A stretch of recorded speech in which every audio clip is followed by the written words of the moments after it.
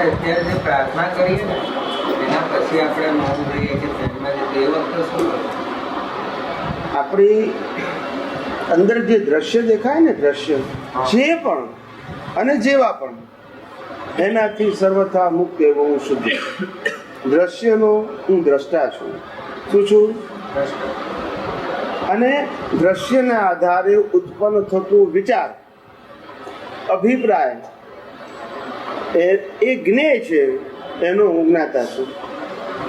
ટૂંકમાં દ્રશ્યથી પણ સર્વથા મુક્ત એવો અનંત જ્ઞાન વાળો એવો અનંત દર્શન વાળો એવો શુદ્ધાત્મા છું. અને જ્ઞેયથી પણ સર્વથા મુક્ત અનંત જ્ઞાન વાળો એવો હું શુદ્ધાત્મા છું. આ ખાલી લક્ષમાં રાખવાનું છે. અને કશું ના આવે તો હું શુદ્ધ આત્મા છું, હું શુદ્ધ આત્મા છું, હું શુદ્ધ આત્મા છું, એ અંદર ચાલુ રહેવું જોઈએ. એટલે બીજા કસામાં પહેરી ના જાય. બસ આટલું. પોતાના સ્વરૂપની અવેરનેસ, બીજું કાંઈ નથી. સમજાય છે? કારણ કે એ અવેરનેસ સામાન્ય સંજોગોમાં ચાલુ રહેતી નથી. સમજાય છે? એટલે આવા સંજોગોમાં આપણે આ પ્રેક્ટિસ રૂપે રહે તો ધીમે ધીમે આપણા ઘેર આપણે પ્રેક્ટિકલ રૂપે પણ કરી આપણા સમય કરી શકીએ. સમજાય છે? આમાં કોઈ ટાઈમની બાઉન્ડ નથી. તમે ફક્ત ફ્રી હોવા જોઈએ. શું હોવા જોઈએ? તમારા સોશિયલ જવાબદારીથી મુક્ત હોવા જોઈએ. ત્યારે આ પ્રયોગ તમે ગમે ત્યારે કરી શકો. સમજાય છે? આ પ્રયોગ માટે કોઈ બાહ્ય કન્ડિશન નથી. શું નથી? તમે ખાલી તમારી જવાબદારીથી મુક્ત હોવા જોઈએ. અત્યારે કોઈ જવાબદારી હોય અને આપણે બેસી જઈએ તો એ બરાબર નથી. સમજાય છે? એટલા. બાકી આ પ્રયોગ ગમે ત્યારે કરી શકાય, 24 કલાકમાં આપણે ફ્રી હોઈએ ત્યારે. એટલે આમાં કોઈ બાઉન્ડ્રી નથી. દ્રશ્ય જે જોઈએ એમાં નેગેટિવ પોઝિટિવ બે આવે ને જ્ઞાનમાં. આપણે કશું નહીં જોવાનું, આપણે એમાં પડવાનું જ નહીં. આપણે જે અત્યારે તો આપણે એનાથી મુક્ત છીએ. આટલું જ લક્ષ્ય. સામાયિક નહીં, પ્રતિક્રમણ નહીં, ઊંડા ઉતરવાનું નહીં, એની વેલ્યુ નહીં કરવાની, કંઈ જ નહીં. છૂટા છીએ તેટલું જ બસ. તો એ ક્યારે આવે? ત્યારે પછી આ જ્ઞાન ગોઠવવાનું ગમે તે રનિંગમાં આવે છે એવું થાય. એ તો પછી એ સામાયિક બીજા એંગલથી કરવાનું. અત્યારે આપણું સામાયિક તો આનાથી હું સર્વથા મુક્ત એવું હું શુદ્ધાત્મા છું તે જ છે. પછી આ જે દેખાય છે સારું છે ખરાબ છે મારો સબ્જેક્ટ નથી.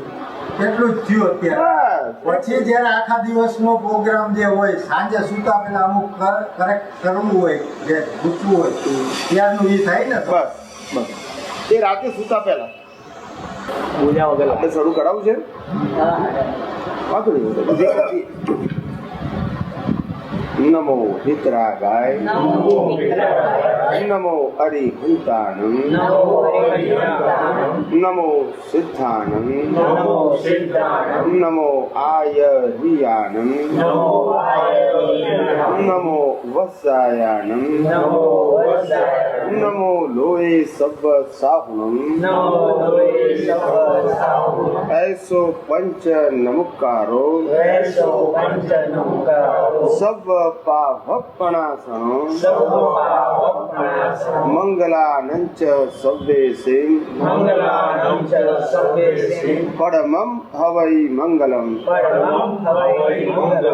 ओम नमो भगवते वासुदेवाय. ओम नमः शिवाय. जय सच्चिदानंद. प्रत्यक्ष दादा भगवानની સાક્ષી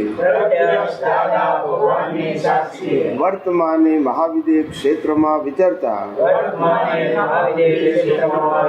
તીર્થંકર ભગવાન શ્રી સિમંદર સ્વામીને અત્યંત ભક્તિપૂર્વક નમસ્કાર કરું છું.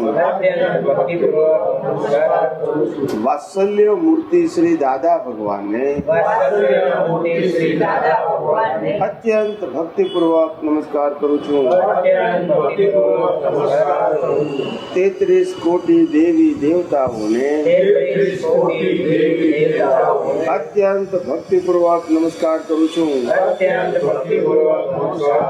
મહાવીર ભગવાનના શાસન રક્ષક દેવી દેવતાઓને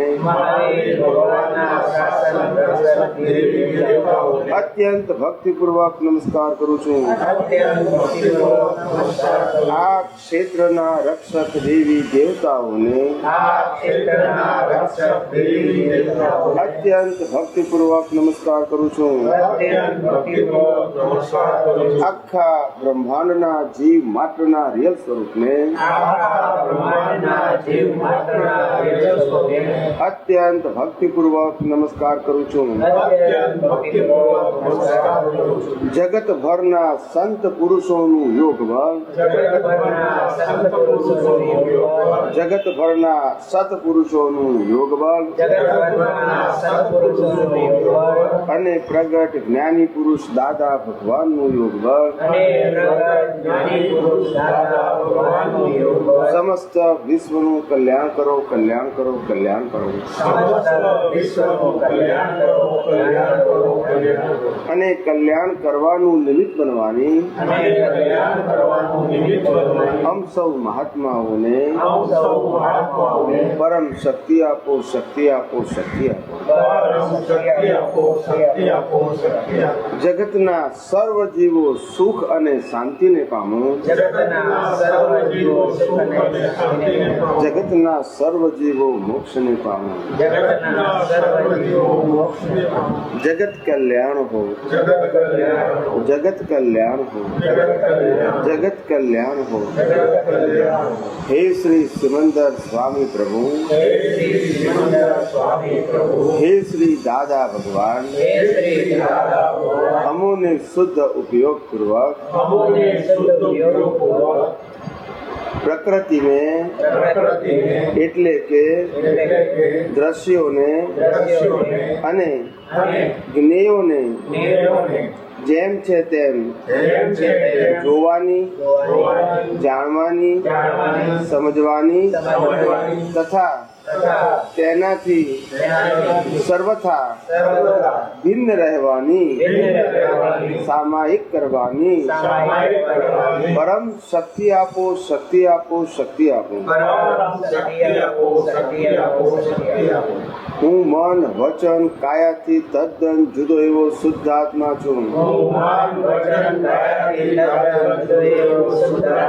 મન વચન કાયાથી તદ્દન ભિન્ન એવો શુદ્ધાત્મા છું હું મન વચન કાયાથી તદ્દન ન પડેવો શુદ્ધાત્મા છું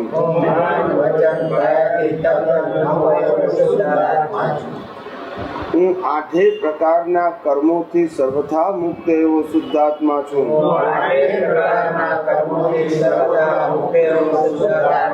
પ્રકૃતિનો એક પણ ગુણ મારામાં નથી મારો એક પણ ગુણ પ્રકૃતિમાં નથી ગુણે કરી બંને સર્વથા ભિન્ન છીએ સામીપ્ય ભાવને લઈને ભ્રાંતિ ઉત્પન્ન થાય છે એ જ્ઞાની પુરુષના જ્ઞાન થકી નાશ થાય છે હું અનંત જ્ઞાન વાળો છું જ્ઞેયો અનેક પ્રકારના હોવાથી તેની સામે હું અનંત જ્ઞાન વાળો છું હું અનંત જ્ઞાન વાળો એવો શુદ્ધાત્મા છું હું અનંત દર્શન વાળો છું દ્રશ્યો અનેક પ્રકારના હોવાથી તેની સામે હું અનંત દર્શન વાળો છું હું અનંત દર્શન વાળો એવો શુદ્ધાત્મા છું હું અનંત સુખનું ધામ છું મોહનીય કર્મો અનેક પ્રકારના હોવાથી તેની સામે હું અનંત સુખનું ધામ છું હું અનંત સુખ ધામ એવો શુદ્ધાત્મા છું.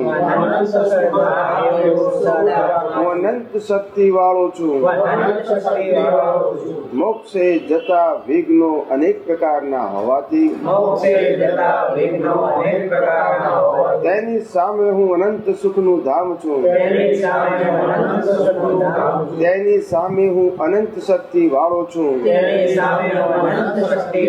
હું અનંત શક્તિ વાળો એવો શુદ્ધાત્મા છું. હું શુદ્ધાત્મા છું. હું શુદ્ધાત્મા છું. હું શુદ્ધાત્મા છું. હું શુદ્ધાત્મા છું. હું શુદ્ધાત્મા છું. હું નિશ્ચય નિર્ણયથી કેવળ શુદ્ધાત્મા છું. હું નિશ્ચય નિર્ણયથી કેવળ શુદ્ધાત્મા છું. જય સચ્ચિદાનંદ.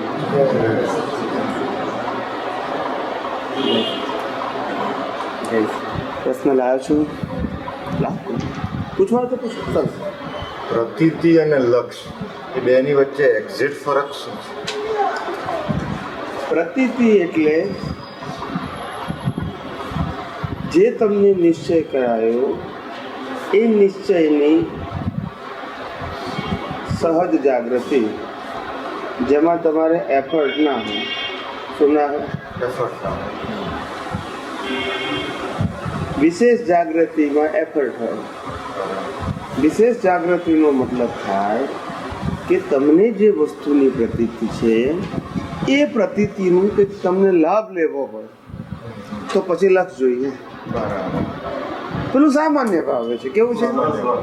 આ બધા માણસો છે તો આપણે જોયું તો ઘણું પડે કે આ માણસ છે, આ માણસ છે, માણસ સહેજા સિદ્ધ રહે. પણ લાભ લેવો હોય તો વિશેષ પ્રકારનું પૂછવું પડે. સ્થૂળ ભાગમાં એવી રીતે આધ્યાત્મમાં પણ સેમ છે. હું શુદ્ધ આત્મા છું તે લક્ષ પ્રતીતિ જ્ઞાની પુરુષ બેસાડી આપે છે. લક્ષની પ્રતીતિ લક્ષ્યની પ્રતીતિ. પ્રતીતિ બેસાડી આપે છે. એ સહજ છે. કેવું છે? પણ અનુભવ કરવો હોય તો લક્ષ હાજર કરવું પડે બરાબર. તો અનુભવ થાય. પ્રતીતિનું લક્ષ હાજર હોય તો અનુભવ થાય. એટલે એ પુરુષાર્થમાં ગયું. બરાબર. પ્રતીતિ પરિણામમાં ગયું. ઉદય કર્મને આધીન પુણ્યથી જ્ઞાની પુરુષનું જ્ઞાન મળ્યું ને પ્રતીતિ સહેજા સહેજ રહે છે. એ પુણ્યનું ફળ છે અને પેલું પુરુષાર્થનું ફળ છે, જેનો તમને લાભ મળે છે. પાછો જય સચિદાનંદ. ઉપર બેસવું હતું. સમજાય છે? એક મિનિટ તમને તમે એકવાર આપણે ડગલીના સત્સંગમાં કીધેલું લક્ષની વાત કરી હતી. એમાં તમે ઉપર પેલા જવાનું કયું સ્ટેશનનો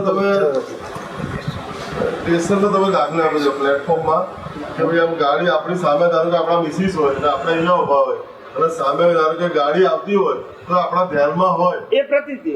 આ એ છે એવું આ એ પ્રતિતિ. એ પ્રતીતિ. તો લક્ષમાં બધું લક્ષ એટલે પહોંચવાનું છે તે. અચ્છા, લક્ષ એટલે પહોંચવાનું છે. અચ્છા, પ્રતિતિ એ પ્રતિતિ ટૂંકમાં. આપણે અહીંયા ઊભા છીએ અને સામે બીજી વ્યક્તિ ઊભી હોય આપણી જાણીતી. આપણે બંને એકબીજાને જોઈએ છે. બરાબર. વચ્ચે પાટો છે. હવે ગાડી આવી એટલે આપણે તે સમય દરમિયાન દેખાતા નથી, પણ પ્રતીતિમાં છે કે એ ત્યાં છે. અચ્છા, પ્રતિતિમાં છે. બરાબર. પછી લક્ષમાં પછી લક્ષમાં તો દેખાય. દેખાય. ગાડી જાય એટલે પછી એ લક્ષ. અચ્છા, કિલ્લે બાંધેલું લક્ષ ને પેલું અર્જુન જેવું લક્ષ એમાં બી હે? તમે એકવાર વાત કરી કિલ્લે બાંધેલું લક્ષ અને પેલું અર્જુનની આંખ જેવું લક્ષ એનું કંઈક તમે ફોડ પાડ્યો તો મને યાદ નથી સર. મેં કીધું જોયું. લક્ષ એટલે કે નક્કીપણું. જે નક્કીપણું છે તેની તે વખતે જાગૃતિ, અચ્છા, બરાબર. એને લક્ષ્ય કહેવાય. નક્કીપણું હતું એની જાગૃતિ. એટલે નક્કીપણું છે તે પ્રતીતિમાં જાય, એ પ્રતીતિમાં. પણ જાગૃતિ છે એ પુરુષાર્થમાં જાય. બરાબર. બધાને કીધું કે ભાઈ તમારે આ જે માછલી ફરે છે એની જમણી આંખને અથવા તો ઝાડ ઉપર બેઠેલા પક્ષીની જમણી આંખને તમારે વિધવાની છે. બરાબર. બધાને એક પ્રશ્ન કીધો. બરાબર છે? પછી બધાને વારા ફરતી બોલાયા. અહીંયા ઉપરાવું છે વારા ફરતી બધાને બોલાયા કે ભાઈ આમ આવ્યું એટલે બાણ લઈને આવ્યો. પછી ગુરુજીએ પૂછ્યું કે તને શું દેખાય છે? તો કે મને ઝાડ દેખાય છે, પક્ષી દેખાય છે, અને પક્ષીની આંખો દેખાય છે. ને ગુરુજી કે તું બેસી જા. શું કીધું? તારે દેખવાનું છે શું, વિધવાનું શું છે, જ દેખાવું જોઈએ. એક લક્ષ. તો કે બીજું બધું ભૂલી જવાનું? તો કે એક સમય હાજર રહેવું જોઈએ, એને લક્ષ્ય કહેવાય. એ લક્ષ્યની અવેરનેસ કહેવાય. શું કહેવાય? એને બીજું કશું જ ના દેખાવું જોઈએ, એક જ વસ્તુ કે હું આ જ છું. એટલે જે પર્પઝ છે તે જ હાજર હોવું જોઈએ. બીજું બધું ગૌણ હોય. બીજું બધું શું છે? ધ્યેય કહેવાય. એટલે પોતે નક્કી કર્યું કે મારે આંખ વિધવી છે, પછી આંખ સિવાયનું ભલે બધું દેખાતું હોય, એને રસ ના હોય. શું ના હોય? એટલે એટેન્શન તો એક જ જગ્યાએ છે. પોતાની બધી જે જાગૃતિ છે એ ત્યાં ખર્ચે. બધી જાગૃતિને એક જ જગ્યાએ Concentrate કરવું. concentration કરે એટલે એ લક્ષ્ય કહેવાય. પછી એક્સપિરિયન્સ થાય. એનું રિઝલ્ટ શું આવે? પછી લક્ષનું પરિણામ જે છે એક્સપિરિયન્સ છે. અચ્છા, આની અંદર ભાન કઈ જગ્યાએ? ભાનનો શબ્દ આપણે એડજસ્ટ આમાં બધી જાગૃતિ એક જગ્યાએ ભેગી થઈ ગઈ, એ જ ભાન ને એનો મતલબ. ભાન તો આખું અલગ છે. ભાન જુદી વસ્તુ છે. ભાન જ્ઞાની પુરુષે આપણને જ્ઞાન આપ્યું ત્યારે હું શુદ્ધાત્મા છું તેવું ભાન આપ્યું. અને કેવું ભાન આપ્યું? યાદ કરવું પડે નહીં ને ભૂલાય નહીં તેવું. અચ્છા, શું કીધું? યાદ કરવું એટલે પ્રતિ થઈ ગઈ ને. એટલે પ્રતિથી, એ જ પ્રતિથી. એ જ પ્રતિ ભૂલાય પણ નહીં, એની મેતે યાદ આવે છે. શું કીધું? આપણે કદાચ ભૂલી જઈએ તો પણ એની યાદ એની મેતે જ આવે, કરવું ના પડે. બરાબર. એટલે પ્રતિમાં કહ્યું. પણ શું કહેવાય? એટલે જ્ઞાની પુરુષ જ્ઞાન નથી આપતા પણ ભાન આપે છે. અને જ્ઞાની પુરુષ કોઈ જ્ઞાન કે ક્રિયા નથી આપતા પણ દ્રષ્ટિ આપે છે. શું આપે છે? દ્રષ્ટિ આપો. હું શુદ્ધ આત્મા છું તે દ્રષ્ટિ છે. એ પદ નથી. શું નથી? એ પદની દ્રષ્ટિ છે. પદ તો આપણી પાસે છે પણ એની દ્રષ્ટિ આપે છે. શું છે? દ્રષ્ટિ આવે. બંને છોકરો અને છોકરી જ્યારે લગ્ન કરે સમાજની હાજરીમાં ફેરા ફરીને, ત્યારે ગોર મહારાજ બેને દ્રષ્ટિ આપે છે કે આજથી આ તમારા પતિદેવ ને આજથી આ તમારા ધર્મપત્ની. હવે એ જે દ્રષ્ટિ આપી, ભાન કરાયું, એ પછી આખી જિંદગી ભૂલે નહીં અને યાદ ના કરવું પડે. શું કીધું? ભૂલે નહીં. એ સામાન્ય કહેવાય. પણ પ્રતિથી એટલે શું કહેવાય? સામાન્ય. સામાન્ય દ્રષ્ટિ. કેવી દ્રષ્ટિ? સંબંધોની સામાન્ય દ્રષ્ટિ. એમ પેલી આત્મા સંબંધી સામાન્ય દ્રષ્ટિ પ્રતિથી. એટલે પછી જ્યારે એનો ઉપયોગ કરવો હોય, બધી જાગૃતિ એક બાજુ લઈ ગઈ. હા, તારે લક્ષ્ય જોઈએ. હવે એ લક્ષ્ય કેવું હોય? તો કે છે એ જ્યારે લક્ષ્ય હોય ત્યારે લક્ષ્ય કેવું હોય? તો કે છે કે શુદ્ધાત્મા છે, એ શુદ્ધાત્માના ગુણોની જાગૃતિ સાથેનું લક્ષ્ય હોય. પેલું સામાન્ય ભાવે હું શુદ્ધાત્મા હોય પ્રતીતિમાં. હું શુદ્ધાત્મા છું પણ કેવો? અનંત જ્ઞાન વાળો એવો શુદ્ધાત્મા. જેના ગુણધર્મો સાથે હોવા જોઈએ. એ લક્ષ્ય કહેવાય. એટલે તો જ કોન્સન્ટ્રેટ થાય ને, કારણ કે એની સામે સંજોગો છે ને. બરાબર. કોઈ કે તમે દુઃખી થઈ ગયા, એવું આપણને વ્યવહારમાં ફાઇલ નંબર 1 ની અંદર આવ્યો. કોઈ એક કીધું તમે દુઃખી થઈ ગયા, ભયંકર તમને દુઃખ છે, ત્યારે અંદર બોલે હું અનંત સુખ વાળો એવો શુદ્ધાત્મા છું. એ તમારું લક્ષ્ય. અને પેલો ઉદય છે. સમજાય છે?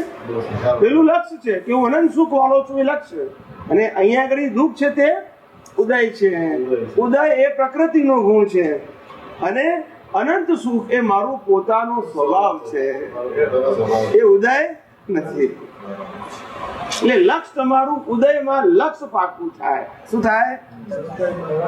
એટલે વિશેષ જાગૃતિથી, સામાન્ય નહીં. એ જ અનુભવ, એ અનુભવમાં કન્વર્ટ થઈ જાય. તમારું લક્ષ રહ્યું કેટલો અનુભવ, એ અનુભવમાં એક સાઈડનો અનુભવ એટલો થઈ ગયો, લક્ષ ચૂકાઈ ગયા તો એ અનુભવ એટલો પ્રમાદ થઈ ગયો. એ અનુભવમાં કન્વર્ટ ના થાય. પ્રતીતિ રહે, અનુભવમાં કન્વર્ટ ના થયું. એટલે એ તમારે એટલો સમય હવે ભવિષ્યમાં બીજા વર્ષમાં ફાળવવો પડશે. હવે લક્ષ્ય રહ્યું તો એના રિઝલ્ટ પેટે મન વચન કાયાથી જે જુદાપણું આખું તમને અવારનવાર રહેવું જોઈએ, થઈ જાય. એમાં બરાબર એ વખતે રે, પણ પછી જ્યારે કોઈ એવી પરિસ્થિતિ આવે ત્યારે જાણે આમ શું કહેવાય, કોઈ પણ ક્રિયા કરતા હોય, હાલતા ચાલતા ઉઠતા બેસતા ખાતા પીતા હરતા ફરતા ગમે તે ક્રિયા કરતી વખતે કે ભાઈ મારી બાઉન્ડ્રીમાં જ આ મન વચન કાયા નથી આવતા, તદ્દન અલગ છું, તદ્દન ભિન્ન છું, પણ એ બહુ થોડી ક્ષણો માટે ટકે છે અને ફરી પાછું એ પણ ખ્યાલ આવે કે આ અંતરંગ દ્રષ્ટિમાંથી આખા બાહ્ય દ્રષ્ટિમાં આવ્યા, મન વચન કાયા સાથે એકાકારપણું થયું એ પણ ખ્યાલ આવે છે, બે ચીજનો ખ્યાલ આવે છે. પણ જે સૂક્ષ્મતાએ જુદાપણું રહેવું જોઈએ એ હજી અત્યારે એવી નોનસ્ટોપ પરિસ્થિતિ એમાં શું છે સમજાવું તમને. જ્ઞાનની જેટલી સ્થિરતા આવશે ને એટલું છૂટાપણું રહેશે. ખરેખર તન્મયાકાર થાય એવો ભાગ છે ને એ પણ પરિણામ છે. બરાબર. કારણ કે તન્મયાકાર થયો કયો ભાગ થાય છે તો કે છે અંતસ્કરણ જે ડિસ્ચાર્જ છે ને એ તન્મયાકાર થાય છે. પણ તે વખતે આપણી જાગૃતિની અવેરનેસ હાઈ લેવલ ન હોવાથી આપણને લાગે કે હું તન્મયાકાર થઈ ગયું, એટલે એને સફોકેશન કર્યું. શું કીધું? સફોકેશન કીધું દાદા. સમજાય છે? એટલે અત્યારે આપણે એમ કીધું કે છૂટું પાડજો, એમ કીધું સફોકેશનમાં ગુચાવડા કે છૂટું પાડી નાખ્યું. બરાબર. એમ ખ્યાલ તરત આવે. પણ જો જાગૃતિ હાઈ લેવલની તો આપણને ખ્યાલ આવે કે આ મન ભળી ગયું, આ બુદ્ધિ ભળી ગઈ, ચિત્ત ભળી ગઈ, આ અહંકાર ઉભો થયો, આ બધું આપણને છૂટું દેખાય અને એનાથી મુક્ત છું એ પણ લક્ષ્મણ. એ તમારી જાગૃતિની કેટલી ડીપનેસ અને સ્ટેબિલિટી છે એના ઉપર આધાર રાખે. સમજાય છે? પ્રતિષ્ઠિત આત્મા પોતે જ્યારે પોતાના સ્વભાવનું ભાન ભૂલે ત્યારે તન્મયાકાર થાય, પણ સ્વભાવનું ભાન નથી ભૂલતો અને તન્મયાકાર થયા છે એવું લાગે છે, એ સફોકેશન છે. એ ડિસ્ચાર્જ પ્રતિષ્ઠિત ડિસ્ચાર્જ અંતસ્કરણ જે એકાકાર થાય છે અને પેલાને એવું ભાસે છે કે આ હું થઈ ગયું, એ તો એકાકાર હોય જ, એની સાથે સંલગ્ન છે. શું છે? પેકેજમાં છે. ખ્યાલ આવે? કારણ કે એનાથી ઉપર છે ને મૂળ પ્રતિષ્ઠિત આત્મા એનાથી ઉપર છે અને એની ઉપર જે શુદ્ધ આત્મા છે એ શુદ્ધાત્મા પ્રતિષ્ઠિત આત્મા અને પ્રકૃતિ બેયને પ્રકાશે છે. પુરુષાર્થ કરવા વાળો ભાગ અને પરિણામ વાળો ભાગ બેયને પ્રકાશે છે. એ શુદ્ધ આત્મા માત્ર પ્રકાશે છે, એ કશું કરતો જ નથી. એ એના સ્વભાવમાં જ છે. આપણે સ્વભાવનો લાભ ના લઈએ એ આપણી ભૂલ છે, પણ એ ક્યારે એનો સ્વભાવ છોડતો નથી. એ પ્રકાશ આપે જ છે, એ નથી આપતો કોઈ સમય બનતો જ નથી. આપણા અજ્ઞાનના આવરણો, મિથ્યા જ્ઞાન મિથ્યા દર્શનના આવરણો એ પ્રકાશને આવવા દેતું નથી. એ તો આપે જ છે, એ ક્યારે બંધ કરતું નથી. કારણ કે એનો સ્વભાવ છે. શું છે? હું આપું છું તેવું એ નથી, સ્વભાવ. તમે જે અત્યારે બોર્ડ પડ્યો કે પ્રતિષ્ઠિત આત્મા ને એવું લાગે છે કે ભળી ગયો, પણ ખરેખર એકચ્યુઅલી ડિસ્ચાર્જ ભાગ ભળે છે. બરાબર? એ આજે આપણને ખબર પડી. ભલે ડિસ્ચાર્જ સફોકેશન ની આજે ખબર પડી. સફોકેશન થાય એટલે તમને એવું કન્ફ્યુઝન લાગે કે આપણે ભળી ગયા, કારણ કે ડિસ્ચાર્જ અંતસ્કરણ છે એ તો મન વાણી થી સંલગ્ન જ છે. એવું છે, એ પેકેજમાં જ છે. શું છે? એટલે સંજોગોને આધીને આપણું મન એવું હોય, વાણી એવી હોય, અહંકાર એવો હોય, બુદ્ધિ એવું હોય, ચિત્ત એવું હોય, તો હોય જ. કારણ કે તો પેકેજમાં છે. પેકેજમાં એટલે ગયા અવતારની અંદર વીંટાયેલું ને આ અવતારમાં ઉકલી રહેલું પેકેજ એટલે તૈયાર લઈને આવેલા. શું કહેવાય? એમાં આજે તમારે કરવાનું નથી. જેવું કામ કરવાનું હોય એવું મન, એવી બુદ્ધિ, એવો અહંકાર, એવું ચિત્ત, એવી વાણી અને એવી એક્શન, આ 6 વસ્તુ જીવ માત્ર રેડીમેડ લઈને આવે. કેવું લઈને આવે? ઉકલ્યા જ કરે. તમે ઇનબિલ્ટ કીધેલું ઇનબિલ્ટ બધું કે ડોક્ટરનું ગીત લઈને આવે ડોક્ટર બને જ. જન્મથી માંડીને છેક મૃત્યુ સુધી. એટલે અમે સિદ્ધાંત કીધો છે કે આ જગતમાં કોઈ પણ વ્યક્તિ, કોઈ પણ સમર્થ વ્યક્તિ બીજી વ્યક્તિને પોતાની સ્વતંત્ર શક્તિથી વ્યવહાર જગતમાં ડોક્ટર, ચાર્ટર્ડ એકાઉન્ટન્ટ, લોયર કે એન્જિનિયર બનાવી શકે નહીં. અંદર બીજ હોવું જોઈએ તો એ ઓપનર થઈ શકે, ક્રિએટર ના થઈ શકે.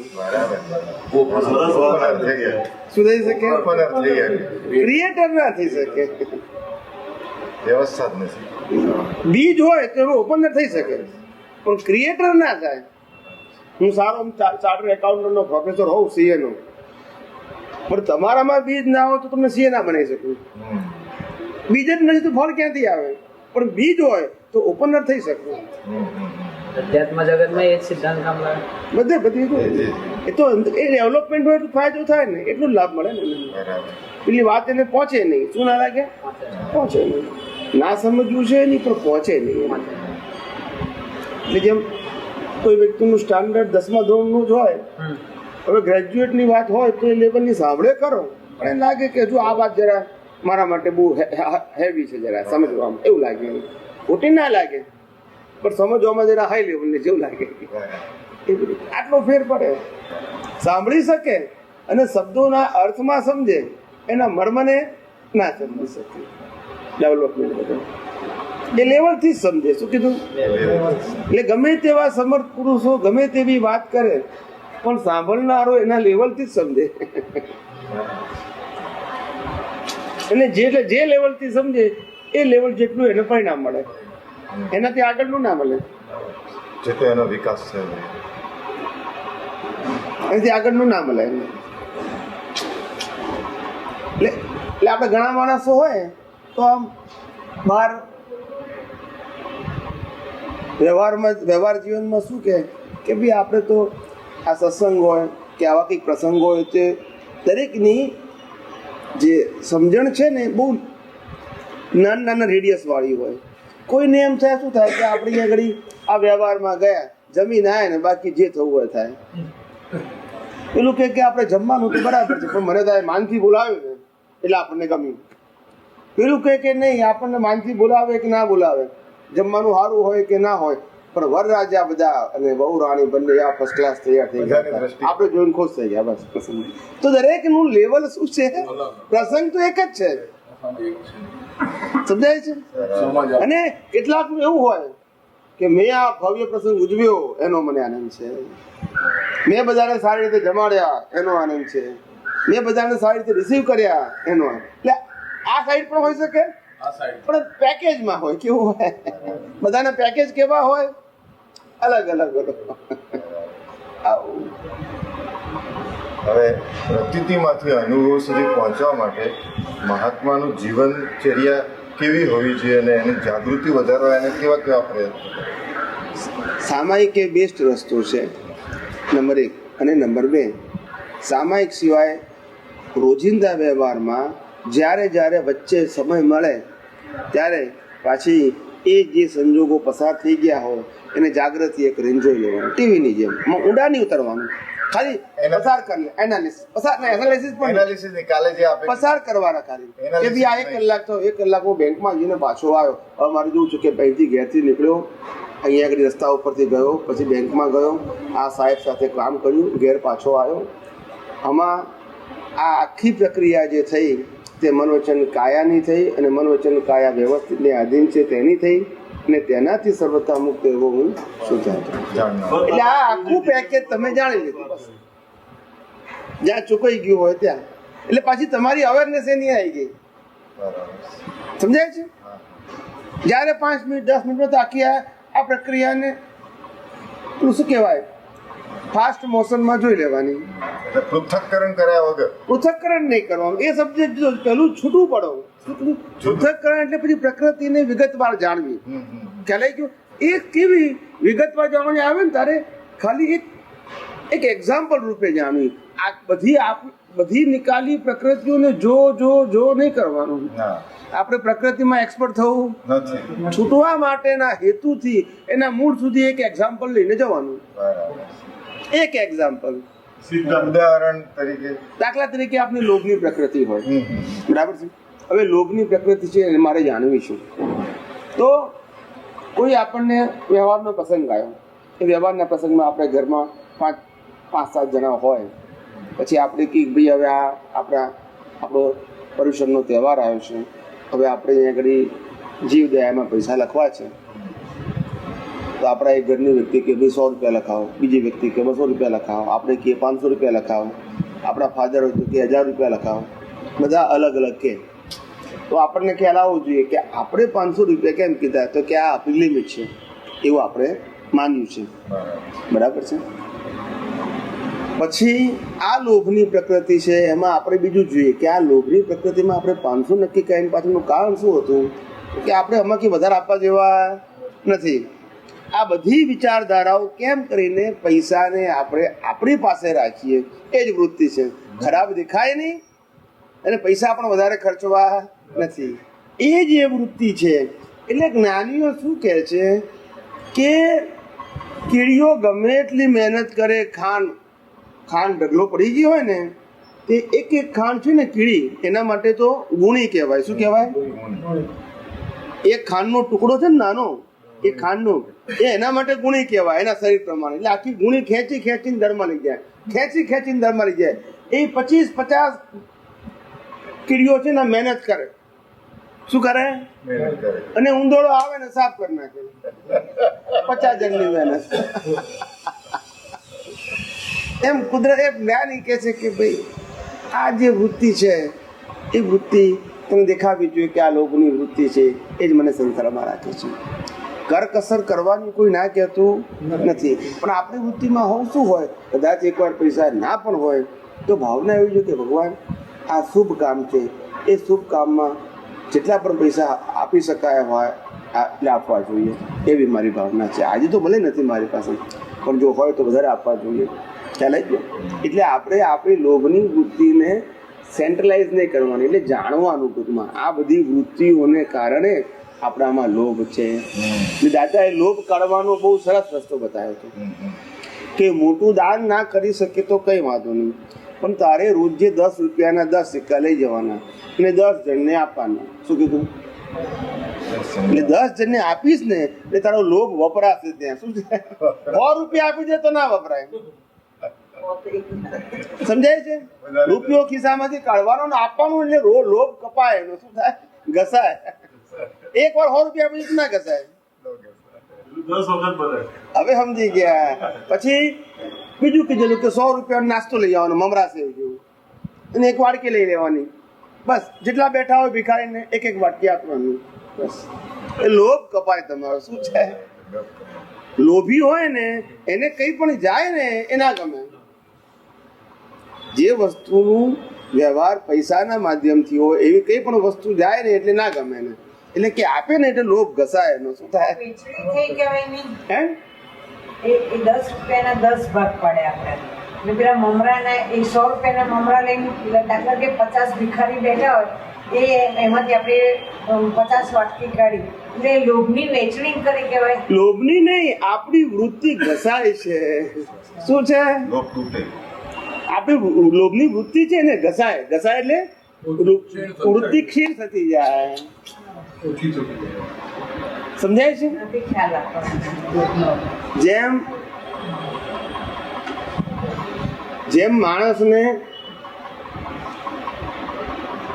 એકની એક પ્રકારની પ્રક્રિયા વારંવાર થાય ને, તેમ એ પ્રક્રિયા જે છે એ પ્રક્રિયા તરફનો જે અણગમો હોય તે અણગમો નીકળી જાય, અને વધારે પડતો રાગ હોય તે નીકળી જાય. ઘસાતું જાય ટૂંકમાં. શું થાય? જે પણ એંગલ હોય તે. રાગનો સંજોગ હોય તે વારંવાર આવે ને પછી ઘટતું જાય. દ્વેષનો સંજોગ હોય વારંવાર આવે ને પછી ઘટતું જાય. એનું પ્રમાણ ઘસાય. શું થાય? પહેલી વખત આવે એવી સ્ટ્રેન્થ ના હોય. સમજાય છે? ઘસાતું જાય. એવી રીતે વારંવાર આપો ને એટલે ઘસાતું જાય તમારી લોભની વૃત્તિ. શું થાય? લોભની વૃત્તિ ઘસાતી જાય. પણ એક ને આપીએ ત્યારે ભાવ તો અલગ અલગ હોય ને કે આને આપવા જેવું છે, આને નથી આપવા જેવું, આ બિચારાને તો બે છે એટલે એ પછી બીજો સબ્જેક્ટ થઈ ગયો આપણું.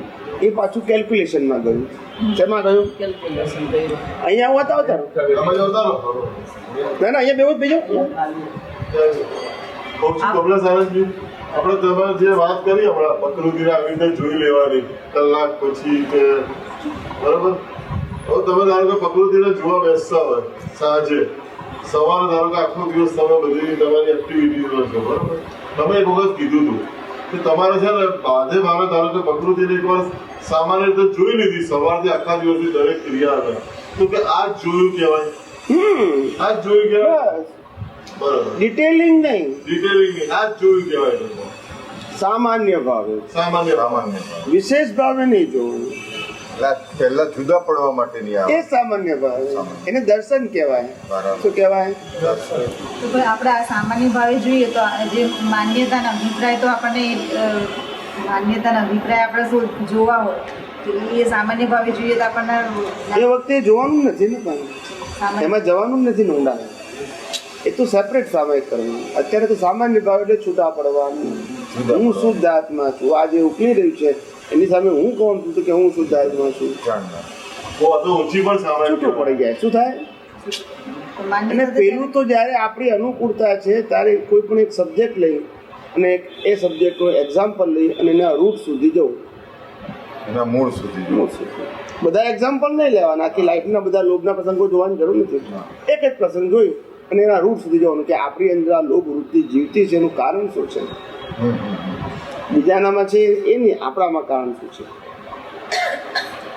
જે તમને બચાવતું નથી એને તમે બચાવો છો. શું કીધું? જે બચાવતું નથી એને બચાવે, તમને બચાવતું નથી. બરાબર. જે તમને બચાવતું નથી એ તમે એને બચાવો છો. એને બચાવી એનો સ્વભાવ જ જવા માટે છે. શું છે? જવા માટે. રિઝર્વ બેંકમાંથી છાપેલી કરન્સીની નોટ એ એક્સપાયર થાય ત્યાં સુધી લાખોના હાથમાં ફરે છે.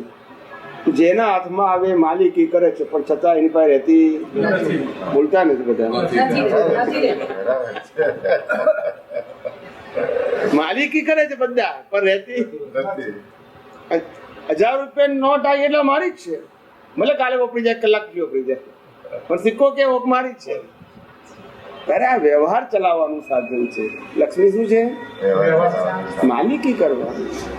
માલિકી તો સામાન્ય ભાવે હોય પણ વિશિષ્ટ પ્રકારની લોભ વૃત્તિ કરીને માલિકી ન હોવી જોઈએ. એ નુકસાન કરે.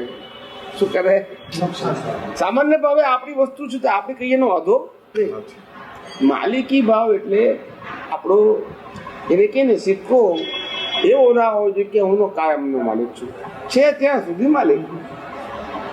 જઈ શકીએ આપણે. તમે કર્મની જે થિયરીમાં તમે એકવાર ત્યાં ડબલ્યુબીન ત્યાં સત્સંગમાં બહુ સરસ વાત કરી હતી. તો મારો વિચાર છે ફરતી વાત કરો ડુઅરશીપ ને ઓનરશીપ ને આખું એનું થોડું ફરતી ડિટેલમાં ઉદાહરણ આપીને સમજાવો એટલે શું બધાને આખું સારું રહેશે કે કર્મની કઈ રીતે આખું કર્મની પ્રોસેસ કઈ રીતે છે, કઈ રીતે એમાં શું કરવું, કઈ રીતે બચવું, આખું તમે અડધો કલાક સુધી આખી આ જ વાત કરી હતી ત્યાં. એ ફરતી વાત કરો ને તો શું છે અમારે થોડું આખું થાય નથી, થોડું આપણે જાગૃતિમાં આપણે થોડું એ રહે. કર્મ માલિકીપણા અને કર્તાપણાથી બંધાય છે. ટાઇટલ ઓફ ઓનરશિપ અને ટાઇટલ ઓફ ડુઅરશિપથી કર્મ બંધાય છે. કર્મ ક્રિયા કે વાણીથી બંધાતા અને માલિકી ભાવ અને કર્તા ભાવ, માલિકી ભાવ અને એ મિથ્યા જ્ઞાન ને મિથ્યા દર્શન છે. એનાથી કર્મો બંધાય છે. એ માલિકી ભાવ ને કર્તા ભાવ ખલાસ થઈ જાય એ સંજોગોમાં દ્રષ્ટિએ કરીને ખલાસ થઈ જાય તો કર્મ બંધાય નહીં. ક્રિયા ગમે તેવી હોય તો શું કીધું? હું શુદ્ધાત્મા જો આચાર રહે તો કર્મ ના બંધાય એવું થયું ને મતલબ. માલિકી પણ ના હોય તો એનો પછી દાખલો આપું છું કે આપણે બધા અહીંયા સત્સંગમાં બેઠા હોય અને બહાર 4-5 કાર પડી હોય આપણે અહીંયા સત્સંગી મહાત્માઓની, અને અડધો પોણો કલાક થાય એટલે કોઈ ભાઈ કહેવા આવે કે ભાઈ કારનો કાચ કોઈએ તોડી નાખ્યો છે, તો પહેલાં કોને અસર થાય? ગાડી છે ત્યાંની. હવે જે ગાડી છે તે જોવા જાય. જે ગાડી જોવા જ ગયો પહેલો માણસ એને જોયું કે મારી ગાડી નથી એટલે શું થઈ ગયું? આઈને પાછું બેસી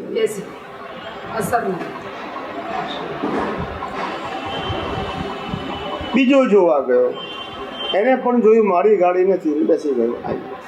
ત્રીજો જોવા ગયો એને જોયું કે આપણી ગાડી છે, તો એને શું થયું? અસર થઈ. તો ગાડીથી અસર થઈ કે મારી ગાડીથી? માલિકી આ મારી છે મારી માલિકી ભાવ રહે માલિકી. સમજાય છે? એવી રીતે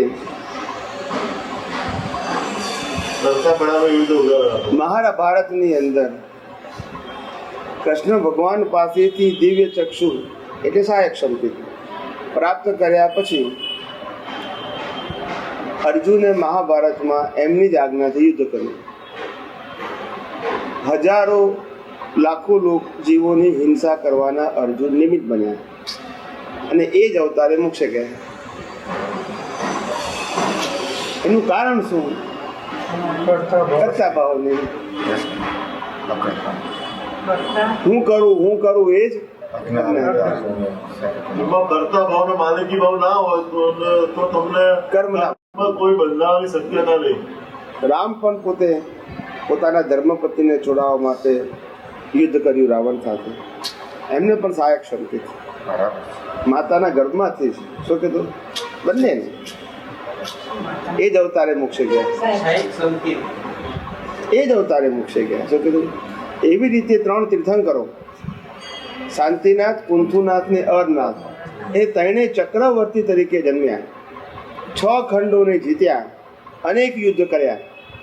એ જ અવતારમાં ચક્રવર્તી, એ જ અવતારમાં તીર્થંકર ને એ જ અવતારે મોક્ષ. કારણ કે ક્રિયાના કરતા હતા નહીં અને માલિક પણ જેનાથી ક્રિયા થઈ એના માલિક પણ નહીં અને ક્રિયાના કરતા પણ નહીં. એટલે કર્મ બંધાય. બહુ સરસ વાત થઈ. કર્મની આખી થિયરીની પ્રોસેસ આ છે. એટલે માન્યતા હું એવું સમજતો હતો કે આપણી પાસે જેટલી માન્યતાઓ હાજરમાં છે ને, જેટલી માન્યતાઓ, ધારો કે આપણી માન્યતામાં એવી છે કે ભાઈ ઉદ્ગરમાં સુખ નથી, હું અકર્તા છું, હું શુદ્ધાત્મા છું, એવી બધી જે સારી બધી માન્યતાઓ છે એ માન્યતાના આધારે કર્મ બંધાય છે. હું એવું સમજતો છું. પણ એ માન્યતા હાજર જ હોય આપણી પાસે તો પછી આપણને કોઈ કર્મ બંધાય જ નહીં. એનો મતલબ છૂટું પડેલું હોય કે ભાઈ ઉદ્ગરમાં સુખ નથી, પછી ભલે 2 આઈસ્ક્રીમ ખાઈએ, આ ભાઈ ખાતા હોય, પણ આપણી અંદર માન્યતામાં શું છે કે ભાઈ આમાં સુખ છે નહીં. તો બરાબર છે, છૂટા પડવાનું. બસ છૂટું પડવાનું. તો જ્ઞાનીઓ શું કહે છે કે જ્યાં કુદરતી કંટ્રોલ છે ત્યાં તો તમારો વ્યવહારથી કંટ્રોલ રહેવાનો છે, પણ જ્યાં કુદરતી કંટ્રોલ નથી ત્યાં તમારે સમજણે કરીને કંટ્રોલ રાખવાનો છે.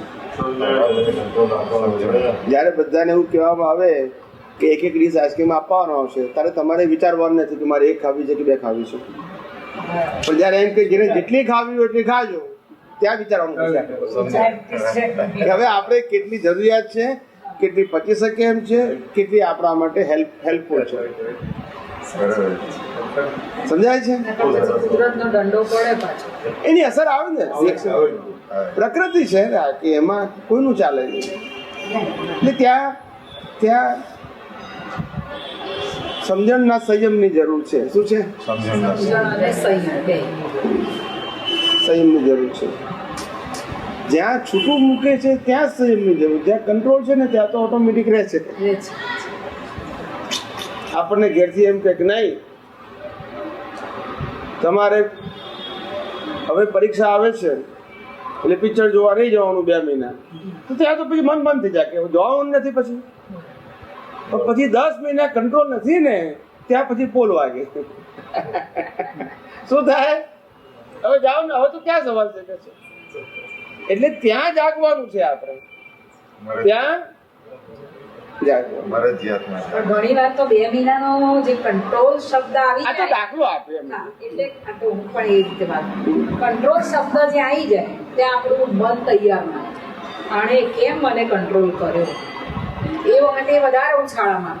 પણ એમાં શું હું એ જ કહું છું ને તમને કે એટલે કુદરતી એવો સંજોગ આવ્યો કે જેના કારણે આ કંટ્રોલ કંટ્રોલ થવાનો સંજોગ આવી ગયો તો ત્યાં પછી એક બે વખત ઉદાસોત કરીને પછી મન એનો સ્વીકાર કરી લે છે કે ભાઈ હવે આ જ પરિસ્થિતિ આપણે એક સ્વીકારવાની છે.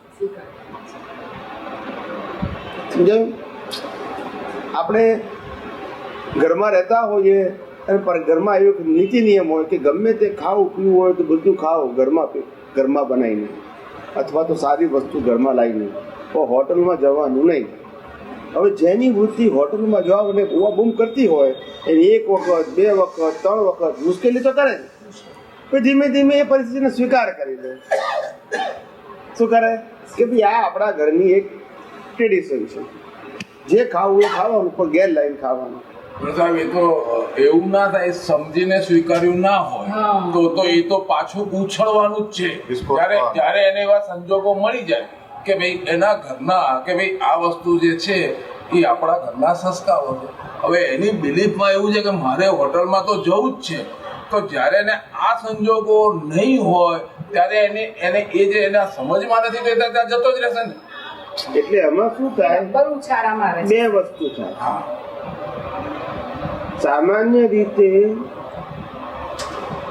જે જનરેશન ગેપ હોય, શું છે, એટલે બાપ દીકરાને કે મા દીકરીને કે એ એના એક્સપિરિયન્સથી કહેતા હોય, કંટ્રોલ માટે ના કહેતા હોય, પણ અત્યારે કે એને ભાષણ આપે તો સમજી ના શકે, એટલે નિયમ કેવો પડે. શું કેવો પડે?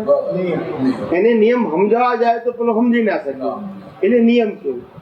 હવે જે સમજદાર વ્યક્તિ છે, છોકરો કે છોકરી, એને શરૂઆતમાં કંટ્રોલ ના જ કરવું, રિસ્ટ્રિક્શન કોઈને ના કરવું, પણ જેમ જેમ આ રિસ્ટ્રિક્શનને કારણે પોતે અને જેને રિસ્ટ્રિક્શન નથી તે આ બેના જીવનનો તફાવત સમાજમાં જુએ, પછી ખ્યાલ આવે કે મમ્મી પપ્પાએ કીધું છે આજે સાચું લાગે છે.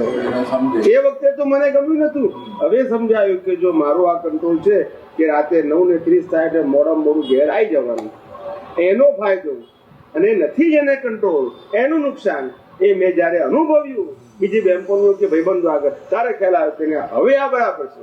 પછી સમજપૂર્વકનું છે, એ જ ફેક્ટર કામ કરે છે. કયું કામ કરે છે? ને મેચ્યોરિટીને લાવવા માટે કેટલીક વસ્તુઓ હોય.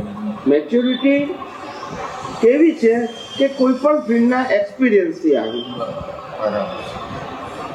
કોઈ પણ ફિલ્ડના આવે, એ આમ કહી દેવાથી ના આવે. એ મમતા અને ફરજ વચ્ચેનું ડિમાર્કેશન કેવી રીતના કરવું? ફરજ કીધું ને કે ફરજ એ વસ્તુ ફરજિયાત છે, પણ ફરજની પણ લિમિટ હોય. શું છે? જ્યારે તમારી વાત સાંભળવા તૈયાર હોય, તમારી વાત સમજવા તૈયાર હોય અને તમારી વાત અનુસરવા તૈયાર હોય, આ 3માંથી એક પણ વસ્તુ જીવતી હોય ત્યાં સુધી કહેવાય. સાંભળવા તૈયાર ના હોય, સમજવા તૈયાર ના હોય, અનુસરવા તૈયાર ના હોય, છતાંય તમે બોલ કરો તો એની વેલ્યુ આપણે જાણવું, ધ્યાન રાખ. આ બધી વસ્તુની અવેરનેસ આપણી હોવી જોઈએ. આપણે કંઈ કોઈને સુધારી શકીએ છીએ એવો દાવો નથી કરવાનો, પણ આપણને સભાનતા તો હોવી જોઈએ ને. માનો કે ભૂલ થઈ ગઈ આપણી, તો ભૂલની પણ ખબર તો પડી ને કે આ ભૂલ થઈ ગઈ. આવી ખબર જ ના પડે તો સુધરે કેમ નહીં? આપણે જે ભૂલ કરીએ જો ખબર નહીં પડે તો એ જ ભૂલ બરાબર છે એમ ક્યારે ખબર થાય? એટલે ભૂલ જ નથી, એ ભૂલ જ નથી. જ્યારે આપણને ખબર જ આ ભૂલ છે, ભૂલ જ પછી એવી પ્રકૃતિ ક્યારે ફોરવર્ડ થાય? એ તો આગળ જ જતી જશે. એટલે આ બધી જાગૃતિ ભલે કદાચ સ્થૂળ સંજોગો ના બદલાય, પણ આપણી પ્રકૃતિમાં ઉદયકર્મને આધીન રહેલી ભૂલોની પણ અવેરનેસ તો હોવી જોઈએ, જેથી એવી ને એવી ભૂલ કેરી ફોરવર્ડ થાય. પણ અમુક ચીકણા દોષો હોય ને એ આપણને ખ્યાલમાં આવે, હવે એના માટે છૂટા પડવા માટે જાગૃતિ આપણી કેવી? ચીકણા દોષો તો એને જાગૃતિ રાખવા માટે એને ચીકણા દોષોને યાદ નથી કરવાની જરૂર, પણ ચીકણા દોષોના કારણે ઉત્પન્ન થતા અથવા ભોગવવા પડતા ભય સ્થાનોને વિશેષ યાદ કરવા. એટલે પેલું ચીકણું છે ને મોડું પડતું જાય. દાખલા તરીકે વારંવાર નાની નાની બાબતોમાં આપણને કચકચ કરવાની ટેવ હોય. હવે આપણે કચકચ કરીએ એટલે પેલો કંટાળીને કામ કરે. શું કરે? સમજીને ના કરે, કંટાળીને કામ કરે. પણ એ કચકચ કરવાથી એના મગજની અંદર આપણા માટે જે રોંગ બિલીફ મજબૂત કરે થાય છે. શું થાય છે? કે આનો સ્વભાવ જ આવો છે એવું લાગે એને. એટલે તમારા એક્સપ્રેશનની પછી વેલ્યુ નથી રહેતી. શું નથી રહેતી? કરે ખરા પણ વેલ્યુ એને મોઢામાં આનંદ કે ઉલ્લાસ ના હોય. કરે ખરા પછી સર્કમસ્ટાન્સીસથી પછી યંત્રવત હોય. કેવું હોય? યંત્રવત હોય. સમજાય છે? એટલે એવું એટલે ચીકણા કર્મનો ભય સાનો કે ભાઈ આવું નહીં હોવું. આપણા ઘરમાં એવું હોવું જોઈએ કે પ્રેમ લાગે વાળું કામ થાય. એ નહીં થાય તો પછી થશે. એમાં કે મરી જવાના તો નથી આપણે. એટલે ચીકણા એવા દોષ ના હોય બીજા ઉપર અસર કરે, પણ પોતાના જે માનસિક અંદરમાં આવે એનાથી છૂટા પડવા માટે આપણો પુરુષાર્થ, આપણી જાગૃતિ. એ ચીકણા કર્મો બે પ્રકારના કર્મો હોય. એક ચીકણા કર્મો હોય, કેવા? ચિકાસ વાળા. અને બીજા ભારે કર્મો હોય. ભારે કર્મો એટલે સામાન્ય વ્યક્તિઓને ભોગવવા માટે બહુ એફર્ટ કરવો પડે. અનબેરેબલ કહેવાય. ચીકણા કર્મો અનબેરેબલ ના હોય. ચીકણા કર્મો બેરેબલ હોય પણ ચિકાસ હોય એમાં. શું હોય? આપણે ઘરમાં બેઠા, બહારથી આવ્યા, ઉનાળાના તાપમાં બહારથી આવ્યા, કોઈ કામે ગયા હોઈશું કે નોકરી ધંધેથી ઘરમાં આવ્યા, બેઠા ને આપણી રોજ પ્રેમ મુજબ આપણે અહીંયા બેઠા ને બૂમ પાડી, પાણી લાવજો. એટલે સારું. હવે શું કરે છે તો આપણને ખબર નથી. 2 મિનિટ થઈ, 4 મિનિટ થઈ, 5 મિનિટ થઈ, પાણી ના આપે. ભેટથી બોલાય, સાંભળ્યું કે પાણી લાવો. પછી ટોન થોડો મોટો થાય, બીજી વખત બોલે એટલે ત્રીજી વખત બોલે એટલે એક્સાઇટ થાય. પછી શું થાય? પણ વાસ્તવિકતા આપણે જાણતા એટલે રોલ કેટલો છે કે આપણે પાણી માંગ્યું ને એમને પાણી આપવાનું, આટલું જ કર્મ છે. આ ભારે નથી કર્મ, પણ આટલામાં તો ઊંચું નીચું થઈ જાય બે જણનું. એને ચીકણા કર્મ કહેવાય. ભારે નથી. ભારે કોને કહેવાય?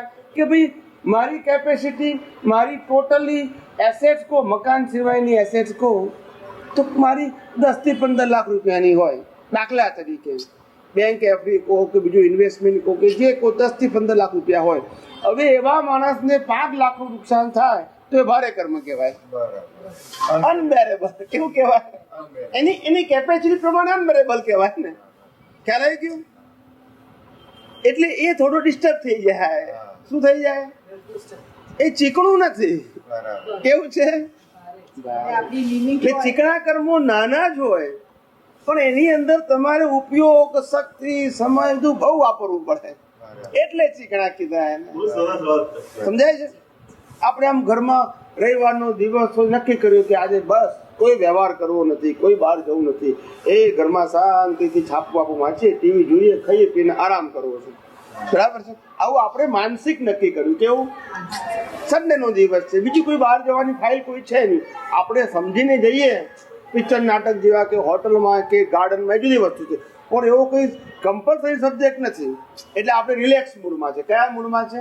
કોઈની એપોઇન્ટમેન્ટ હોય તો આપણે એટલા બંધાયેલા છે, પણ એવું કશું છે કોઈ કમિટમેન્ટ નથી આપણું. એટલે રિલેક્સ મૂડમાં છે.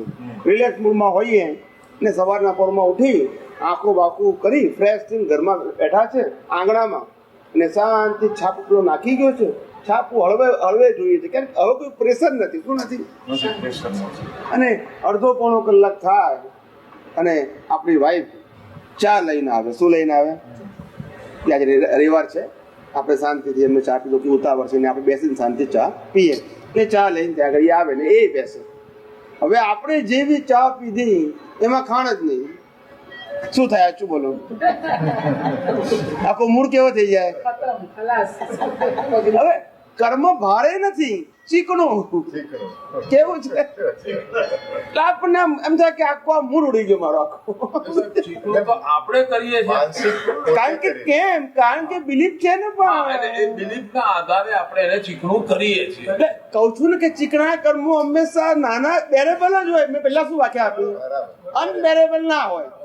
રિક્ષાવાળા અહીંથી ઘેરથી રિક્ષામાં આયા, અહીંયા રિક્ષાવાળો કે સાહેબ 55 થાય, આપણે કહીએ સાહેબ 50 થાય, બરાબર છે. પેલો કે સાહેબ 55 થાય, આપણે કહીએ નહીં મીટર પ્રમાણે રોજ આવું છું 50 થાય. હવે પ્રશ્ન 5 રૂપિયાનો છે અને 5 રૂપિયા આપણી લાઈફ માટે, આપણી જે ઇકોનોમિકલી કન્ડિશન છે પ્રમાણે અનબેરેબલ નથી. આપી દીધા તો આપણને ભેટ હોવાનો નથી. પણ એ ચિકાસ, અને હું તને જોઈ લઈશ, બતાવી લઈશ ને તને પોલીસ ફરિયાદ કરી, અરે પણ આપણું બધું આ 5 રૂપિયામાં ક્યાં આટલી રામાયણની જરૂર હતી બાપ. પણ કર્મ કેવા એટલે આ ઉદય કર્મ જ છે, પણ એને ચીકણા કર્મો કહેવાય. એટલે ત્યાં જ્ઞાન હાજર રાખવાનું થોડા ડિફિકલ્ટ પડે. શું પડે? એ ભારે નથી પણ કેવા છે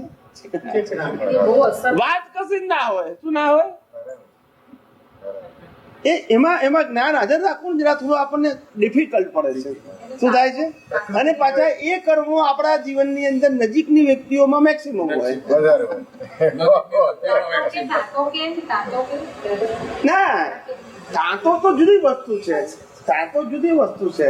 પણ આ વસ્તુ કેવી છે કે પ્રકૃતિના હિસાબ રૂપે લઈને આવેલા હોય એટલે એકબીજાની પ્રકૃતિનો આવો હિસાબ ઉકલ્યા જ કરતો હોય. એટલે આ કાળની અંદર જીવોને માનસિક અશાંતિ અને એનું કારણ શારીરિક તકલીફો, એનું કારણ આ જ છે ભારે કર્મો નહીં પણ ચીકરા કર્મો. એટલે સમજવા છતાં એ પ્રકૃતિથી પાછા ના વળી શકાય તો એ ઘણીવાર ખ્યાલ પણ આવે છે. પ્રકૃતિથી પાછા ના વળાય એનો વાંધો નથી. પ્રકૃતિને સમજી ગયા, ઓળખી ગયા એટલું પૂરતું છે. આપણે આપણા સંજોગો ના બદલાય તો કઈ નહીં. આપણે એટલે આપણને હવે સમજાયા પછી એવા સંજોગ આવશે ને તો આપણે અંદરથી હળવા આવીશું. કેમ? આપણને ખબર પડી ગઈ કે આ ચીકણા કર્મો છે, ઉદય છે. બરાબર. એટલે આપણે 3 વખત કહીએ તો એ પાણી ના લાવે, પણ ચીકણા કર્મ છે ભગવાન. મારા જ કર્મનો હિસાબ છે, માટે નિર્દોષ છે. આવું અંદરથી પેલો હિસાબ નહીં બદલાય, પણ આપણે દ્રષ્ટિ બદલી શકીએ.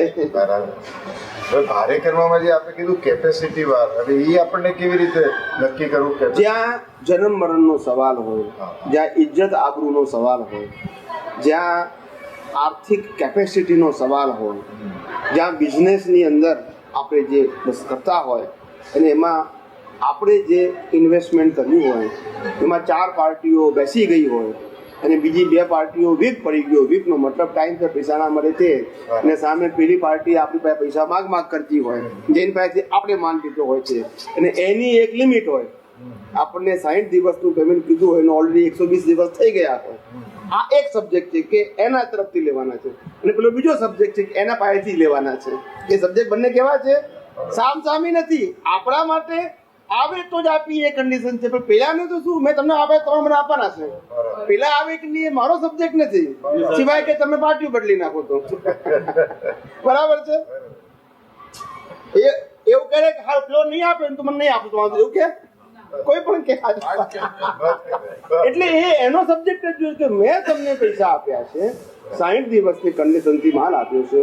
60 મેં તમને રિલેશનને કારણે 60 90 કર્યા, 90 120 દિવસ કર્યા. હવે મારી તો પછી હદ હોય કે નહીં? અને તમારી પાસે ખરેખર નથી અને બીજા કોઈ સોર્સિસ નથી. હવે શું કરો? અનબેરેબલ. એટલે તો મેં તમને કીધું એને ભારે કર્મો કહેવાય. ચીકણા કર્મો અનબેરેબલ ના હોય, બેરેબલ હોય. પણ એને ઉકેલવામાં ચિકાસ બહુ હોય. આપણા મન, બુદ્ધિ, ચિત્ત, અહંકાર, વાણી બધું અંદર વપરાય. શું થાય? નાની નાની બાબતોમાં કેવી આપણો ઉપયોગ ત્યાં ખેંચી જાય આખો. એક જ્ઞાની પુરુષ એવી પ્રકૃતિ લાયા હોય ચીકણા કર્મો માટે કે આમ પ્રકૃતિ સંજોગો ચીકણા આવે, જ્યારે આવે ત્યારે મૌન થઈ જાય, બને ત્યાં સુધી ઓછું બોલે. એ કહે છે કે આનો ઉકેલ ચીકણા કર્મનો ઉકેલ શબ્દોથી નથી, અંદરના સમાધાનથી છે. એટલે અંદર ઉતરી જાય, અંદર સમાધાન ખોલી લે જ્ઞાને કર્યું. બહાર સમાધાન આવે નહીં, કોઈ દિવસ ના આવે. અંદર જ ખોલવું પડે. અને બહાર ગમે એટલા આર્ગ્યુમેન્ટ એના પ્રતિ આર્ગ્યુમેન્ટ હોય જ. શું કીધું? એટલે આપણે તો ઉલટું કઈ પાછું ફેરથી આવડવાનું થયું. એને કદાચ મૌન થી સમાધાન મેળવું તો વાતમાં શું થઈ જાય? અંત આવે. પેલો આવે તમે એમ કહો કે મેં 3 વખત કીધું તો પાણી કેમ ના લાવે? તો પહેલી વખત પાણી માંગ્યું ત્યારે લોટ બાંધતી હતી, બીજી વખત કણેક બાંધતી હતી, ત્રીજી વખત એટલે સાંભળવાનું પૂછો આપણે જ આવે પાછું બીજું પાછું એટલે કે ના પૂછ્યું શું હતું સમજી ગયા હોત તો સાંભળવાનું તો પાછું આપણે જ આવે. ના આપ્યું તે આપણે સ્વીકારવાનું અને સાંભળવાનું પાછું આપણે જ. એના કરતા મૌન રહીને આપણે સમજી શું વાંધો છે. એટલે આ સમજાવું છું, ચિકાસ વાળા કર્મો છે એને જ્ઞાને કરીને જ ઉકેલ આવે, વ્યવહારે કરીને ઉકેલ આવે નહીં. વ્યવહારે કરીને ના આવે, જ્ઞાને કરીને જ આવે. અંદર જ સમજવું પડે.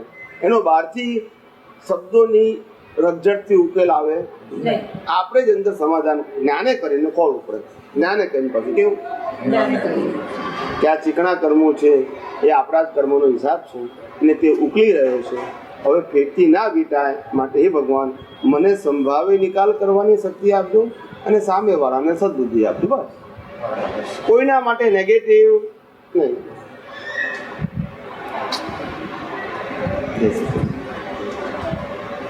કોઈના માટે નેગેટિવ નહીં, સામેવાળા માટે નેગેટિવ નહીં વિચારવાનું. સમજાય છે?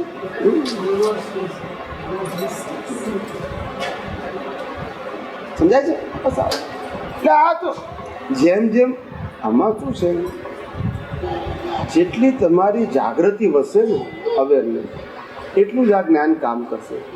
જાગૃતિ ના વધે તો જ્ઞાન કામ ના કરે.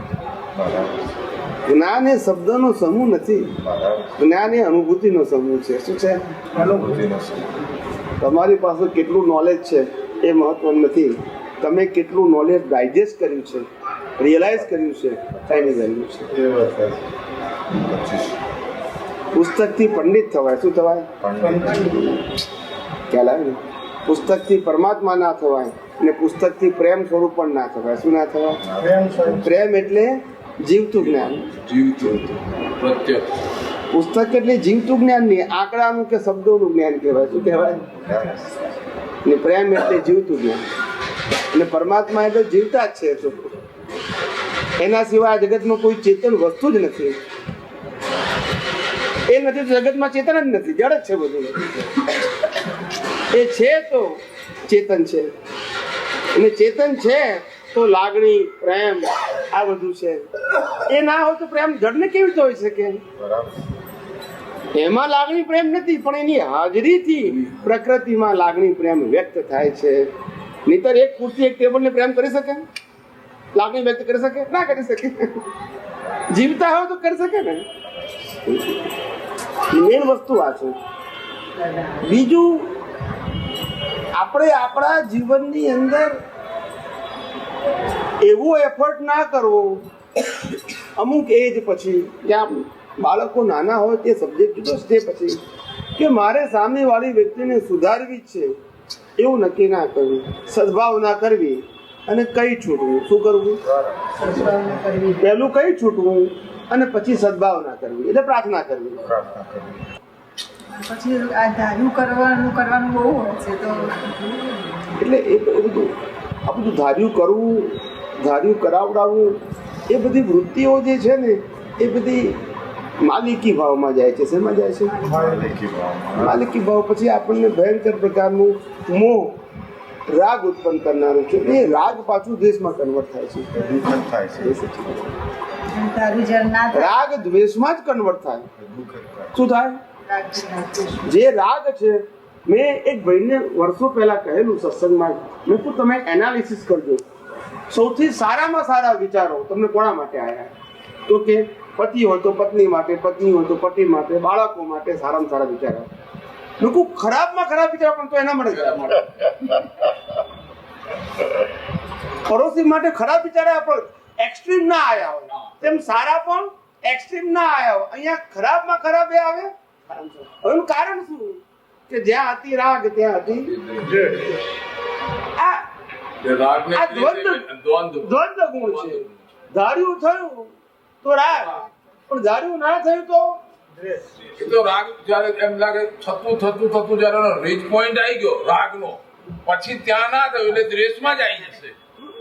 એટલે શું કે ધાર્યું કરાવવું છે એટલે રાગના લીધે ધાર્યું કરવાનું ના, રાગના લીધે તો રાગની પ્રકૃતિ લઈને એટલે ખરું, પણ એ આપણે એ રાગ પછી દ્વેષમાં કન્વર્ટ થઈ ગયા છે, ખબર નથી પડતી. આની અંદર એકલો રાગ નથી, એ પાછો કપટ વાળો રાગ હોય. કેવો હોય? કપટ એટલે ધાર્યું કરાવવાનું પણ પોતાની રીતે કરાવવાનું. શું કરાવવાનું? એટલે પછી આવું થઈ જાય, રિએક્શન આવે. પછી શું આવે? અને એ રાગ એટલો, એ રાગ દોષ હોવા છતાં આપણને મીઠો લાગે. કેવો લાગે? એટલે ભૂલ તરીકે ખબર પડે. એ જ્યારે ધાર્યું ના થાય ત્યારે રિએક્શન આપે. જેટલું અહીંયા મીઠાશ બતાવ્યું એટલું ડબલ રિએક્શન આપે. એટલે અહીંયા આગળ રાગમાં હેલ્પ થવાની વૃત્તિ થાય, તો જ્યારે દ્વેષ આવે ત્યારે અડચણ ઊભી કરવાની વૃત્તિ ઊભી થાય. શું ઊભી થાય? હવે હેલ્પ નથી કરવી એવું નહીં, અડચણ ઊભી કરે, નેગેટિવ થાય. રાગ હોય ને ત્યારે એમ થાય કે એમની વસ્તુ આ તે બધી મૂકી દઈ, ફટાફટ લઈ નીકળી જાય. પણ એમ થયું કે ધાર્યું નથી થયું એટલે બે વસ્તુ હંતાડીને હોદ્યા જ કરાય, ત્યાં ના રહેવા દે.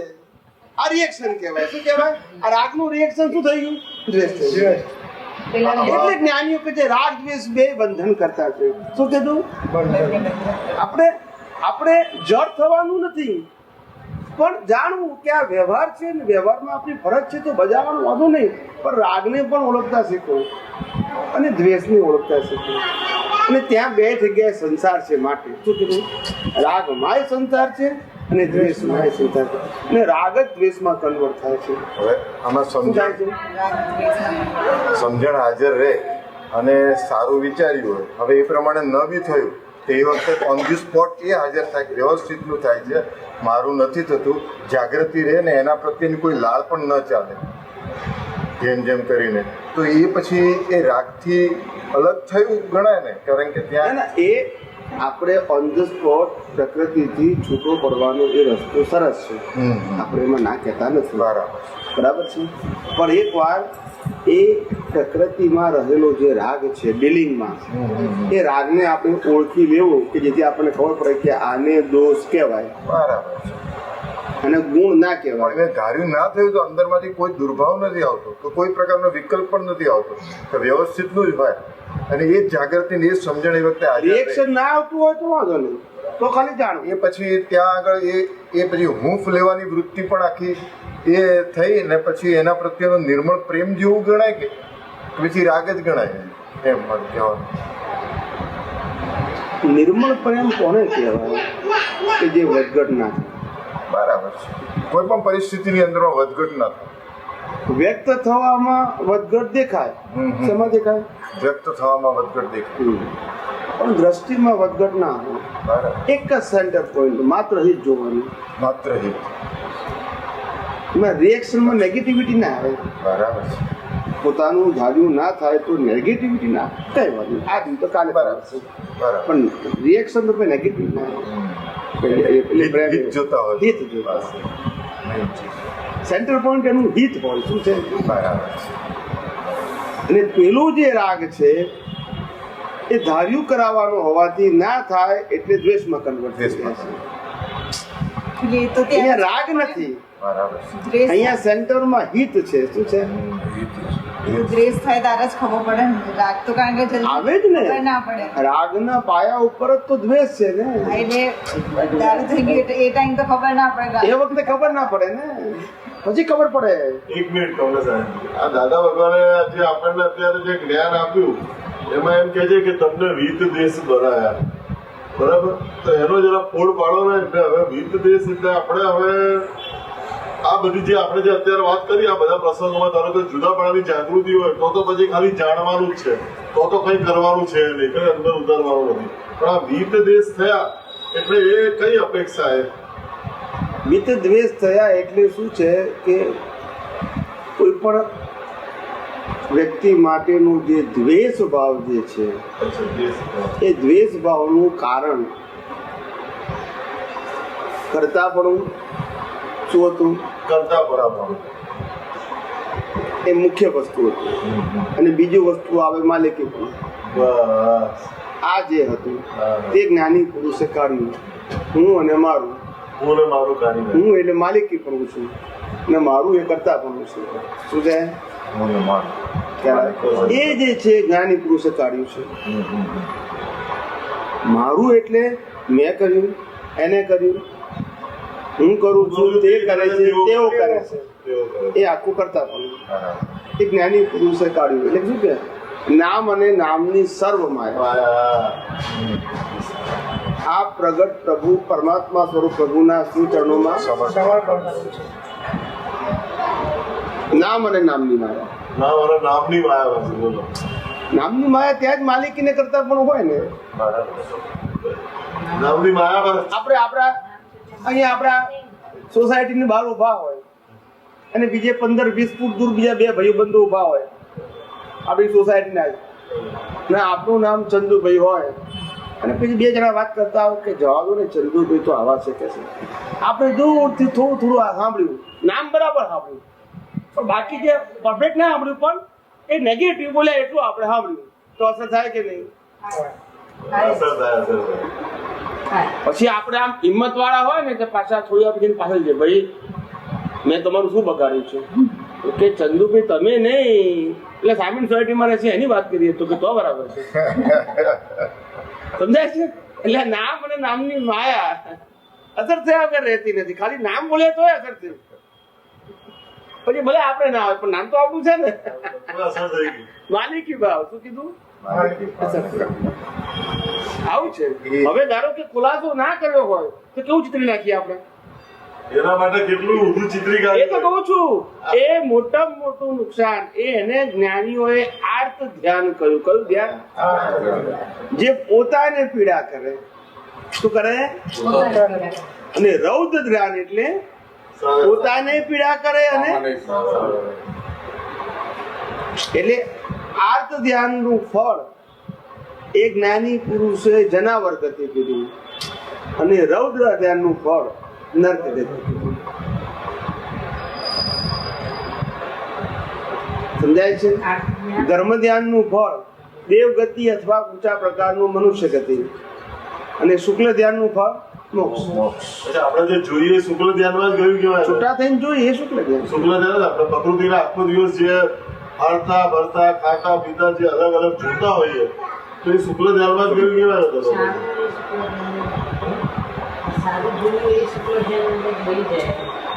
સારું નહીં, સારું ખરાબ જોવાનું નથી.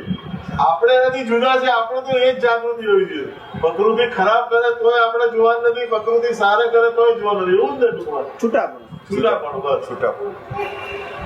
એટલે આ તો ટૂંકમાં તમે જ્ઞાન બચાવવું હોય તો એક જ રસ્તો છે, અંદરથી ઠરવું પડશે. અંદરની ઉતાવળ નહીં ચાલે.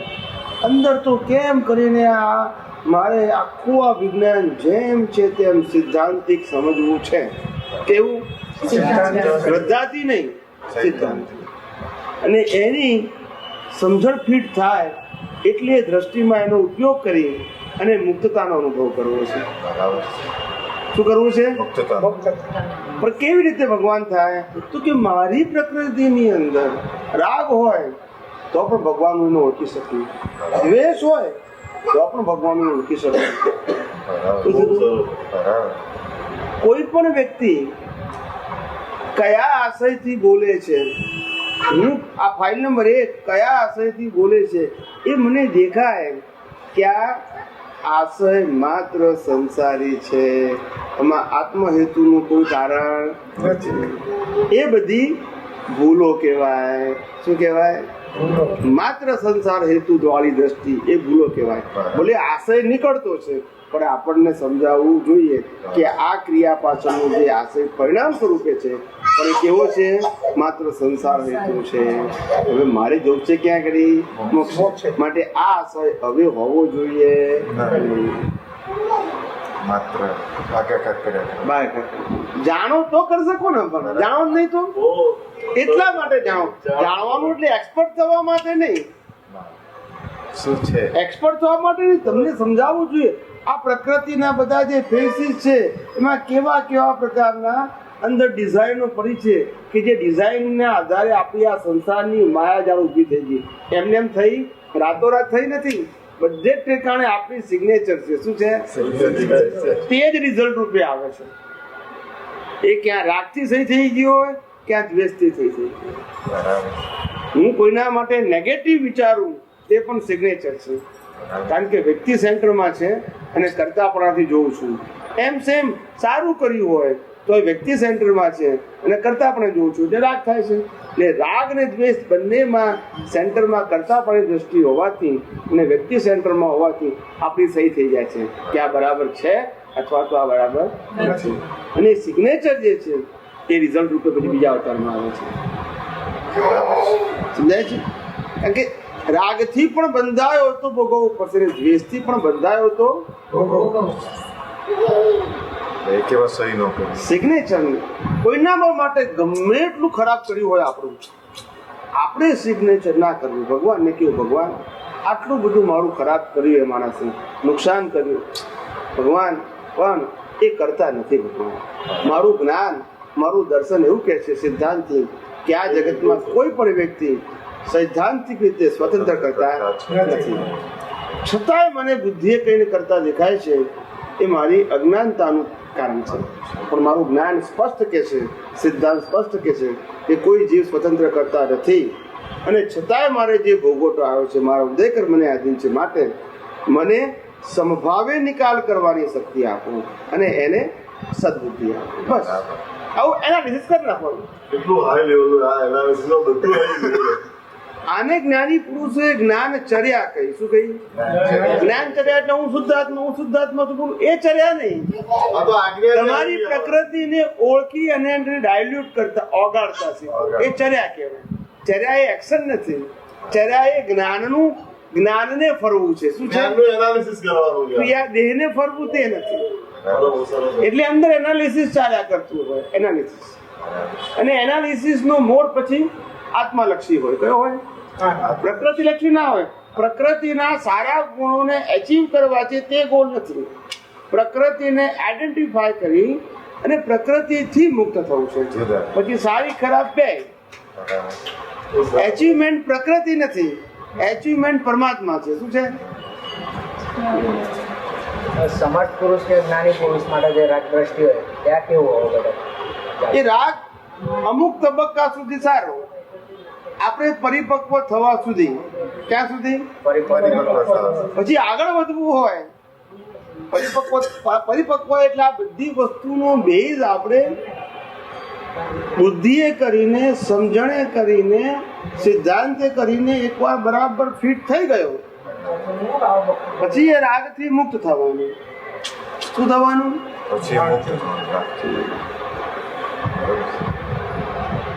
સમજાય છે? કારણ કે હવે આ બધા સિદ્ધાંતો જાણ્યા પછી હવે મારે માત્ર મારા સ્વરૂપની ભક્તિ કરવાની છે. સ્વરૂપ સાથે સંલગ્ન થવાનું છે. સ્વરૂપની જ અનુભૂતિ કરવાની છે. એ જ જ્ઞાન છે. શું છે? એ જ અનુભવ છે અને એ જ મારું પોતાનું સ્વરૂપ છે. જ્યાં સુધી સ્વરૂપની અનુભૂતિ પાકી ના થાય ત્યાં સ્વરૂપની અનુભૂતિની તમામ પ્રકારની સમજણો પાકી ના થાય ત્યાં સુધી સાધનની જરૂર છે. ત્યાં સુધી જરૂર છે. પણ એ તો હાઈ લેવલના સ્ટેજની વાત છે. આ કાળમાં તો સાધનની જરૂર છેક સુધી પડે, કારણ કે દર્શનથી આગળ વધારતું જ નથી આપણે, અને તે સંપૂર્ણ કેવળ દર્શન થતું જ નથી. એટલે આશય પેલો પૂછવાનો આશય ઉદય કર્મ ઉપર. ઉદય કર્મનો વાંધો નથી. ઉદય કર્મ તો ફરજિયાત છે, પણ ઉદય કર્મની સાથે પણ અંદર લક્ષ્યમાં હોવું જોઈએ કે જ્યાં સુધી હું આ જગતને જેમ છે તેમ સૈદ્ધાંતિક ના સમજી શકું ત્યાં સુધી મારે પ્રત્યક્ષ અનુભવી જ્ઞાની પુરુષની જરૂર છે. અને સમજ્યા વગર હું છોડી દઈશ તો લક્ષ્ય પડી શકશું. એકવાર સમજણમાં ફિટ થઈ ગયું પછી વાંધો નહીં. પછી એ છોડવાના નથી, છૂટી જતા નથી. આપણે જ્યારે જરૂર હોય ત્યારે હેલ્પ લેવી. બસ સમજાય છે? એવું આપણને ક્યારેક ખ્યાલમાં આવે કે આપણે જરૂર નથી, કારણ કે પડવાનો ભય એવું રહ્યા જ કરે. એટલે અત્યારે આ કાળમાં તો જરૂર છે જ. એ તો કીધું આ તો તમને પ્રશ્ન પૂછ્યું એટલે મારે આન્સર તો છેક સુધી આપવો પડે. સ્ટેપ તો કહેવા પડે ને, બધા સ્ટેપ છે એમ. સંપૂર્ણ સરેન્ડર થવું, પછી હેલ્પફુલ થવું, હેલ્પ લેવી તે, અને પછી એનાથી આગળ જઈને પોતે પોતાના સ્વરૂપમાં સ્થિર થવું તે, એ બધા સ્ટેપ છે. પહેલાં સંપૂર્ણ સરેન્ડર, તમે કહો તે જ મને મંજૂર છે, એ નાનું બાળ અવસ્થા કહેવાય જ્ઞાનની. પછી બીજું સ્ટેજ આવે, હવે મારે તમે કહેલી વાતોને જેમ છે તેમ ધારણ કરીને અનુભવમાં લેવી છે, એ બીજું સ્ટેપ આવે.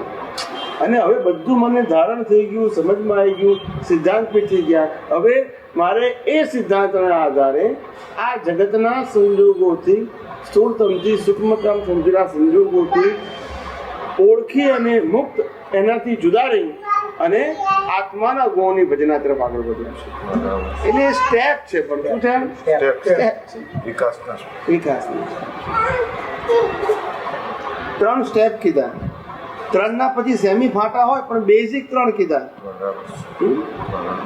બાળપણ અવસ્થા હોય, બાળપણની અવસ્થા જ્ઞાનની બિગિનિંગ, ત્યારે બિલકુલ સરેન્ડર, જેમ વાળો તેમ વળી જાય તો એમને તૈયાર કરવાનું મન થાય. શું થાય?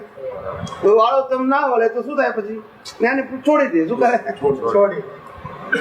એવી રીતે પછી એકવાર તૈયાર થઈ ગયો ને પછી એને કે હવે તો ધીમે ધીમે સમજવા પ્રયત્ન કરો. એ બીજું સ્ટેપ આવે. પછી સમજણથી આગળ વધે, પછી સ્વરૂપની અનુભૂતિ, સ્વરૂપના ગુણોની અનુભૂતિ, એ છેલ્લી સ્ટેપ. પછી જ્ઞાની પુરુષનો આધાર નહીવત થઈ જાય. કેવો થઈ જાય? વિનય વિવેક હોય પણ આધાર નહીવત હોય. હા, પણ આધાર નહીવત સમજ્યા ને? આવું. એટલે આ શું છે? આ બધા સ્ટેપ છે. એ જ આપણો પ્રગતિનો માર્ગ છે. એ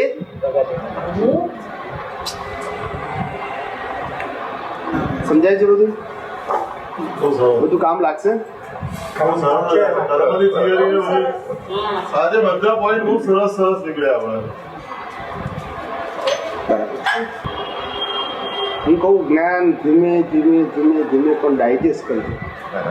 ડાયજેસ્ટ કરવાનો મતલબ પચાવજો, તો તમને ઘણું કામ થશે. તમને પોતાને એમ થશે હા મને આનંદ છે, પણ આનંદ શેનો છે? તો તે સમાધાનનો આનંદ છે. અને જો સમાધાન નહીં હોય તો શાંતિ નહીં હોય, આનંદ નહીં હોય. સમાધાન એ પહેલી વસ્તુ છે. અને આ સમાધાન સાધનોથી નહીં, સંબંધોથી નહીં, જ્ઞાનથી. વ્યવહારની અનુકૂળતા તો નો આનંદ નહીં, ના, અંદર સમાધાનનો આનંદ કેવો હોય? સમાધાન. એ ત્યાં જ્ઞાનનો ઉપયોગ છે. બધી અનુકૂળતા, ખાવાનું પીવાનું કંઈ જ કરવાનું હોય, એર કન્ડિશનમાં કોઈ જવાનું હોય, આપણને લાગે આજે આનંદ છે, એ આનંદ નથી. એ તો ભૌતિકતાને વશ થઈ ગયેલા છે. શું છે? અને એ સંજોગો કાયમ માટે રહેતા નથી. સમાધાનનો આનંદ છે, તમે ગમે ત્યાં જાઓ તો એ જ્ઞાન કામ લાગે. અને અનુકૂળતા તો અમુક જ સંજોગોમાં, બાકીના સંજોગોમાં કામ ના લાગે. આપણે કાશ્મીર ગયા હોય, એ સુંદર વાતાવરણ હોય, તૈયાર ખાવા પીવાનું મળે, કુદરતી વાતાવરણ સરસ હોય, બધી ખાવા પીવાની વસ્તુ સરસ મળે, આપણે કપડાં પણ સરસ પહેર્યા હોય, ખ્યાલ આવે ને? કોઈ ટેન્શન ના હોય, જવાબદારી ના હોય, ને આપણને આનંદ આવે. પણ એ આનંદ કેવો છે? એ સમાધાનનો આનંદ નથી, અનુકૂળ સંજોગોનો આનંદ છે. શું છે? અને સમાધાનનો આનંદ તો તમે ગમે ત્યાં લઈ શકો. એ તમારી અંદરની વસ્તુ છે. કેવી છે? એ બહારની વસ્તુ નથી. ગાળ આપે કોઈ, આપણને અપમાન કરે ને આપણને સમાધાન રહે, એ અંદરની વસ્તુ છે. અને ઉકળી જઈએ તે અજ્ઞાનતાની વસ્તુ છે. પણ એટલે કીધું કે જ્ઞાને કહીને મેળવેલું સમાધાન એ છેક સુધી કામ કરે. શું કરે? અને ગમે ત્યારે અને ગમે ત્યાં કામ કરે.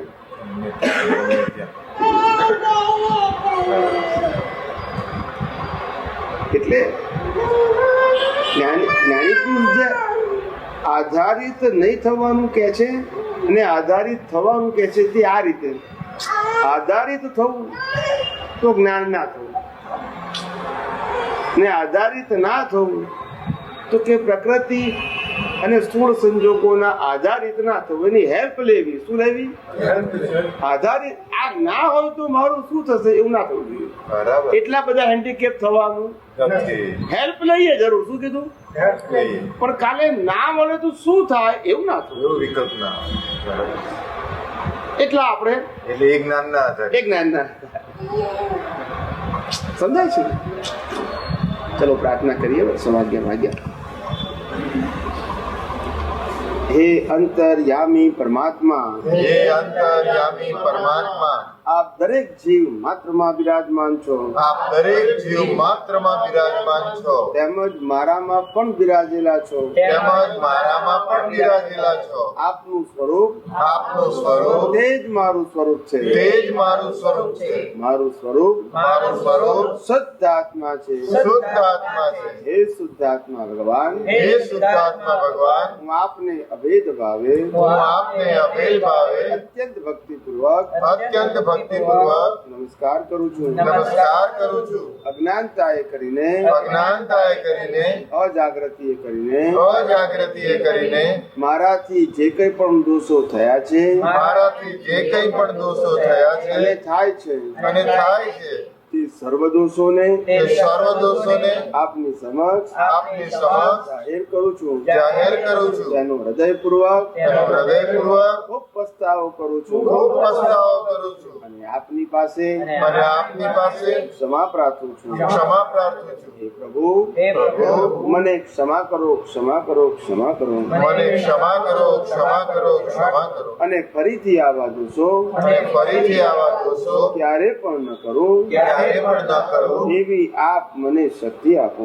એવી આપ મને શક્તિ આપો. હે શુદ્ધાત્મા ભગવાન, હે શુદ્ધાત્મા ભગવાન, આપ એવી કૃપા કરો કે આપ એવી કૃપા કરો કે અમને ભેદભાવ છૂટી જાય અમને ભેદભાવ છૂટી જાય અને અભેદ સ્વરૂપ પ્રાપ્ત થાય. અને અભેદ સ્વરૂપ પ્રાપ્ત થાય. અમે તમારામાં અમે તમારામાં ભેદ સ્વરૂપે ભેદ સ્વરૂપે તન્મયાકાર રહીએ. તન્મયાકાર રહીએ. જય સચ્ચિદાનંદ, જય સચ્ચિદાનંદ, જય સચ્ચિદાનંદ, જય સચ્ચિદાનંદ, જય સચ્ચિદાનંદ, જય સચ્ચિદાનંદ, જય સચ્ચિદાનંદ, જય જય સચ્ચિદાનંદ, જય સચ્ચિદાનંદ, જય સચ્ચિદાનંદ.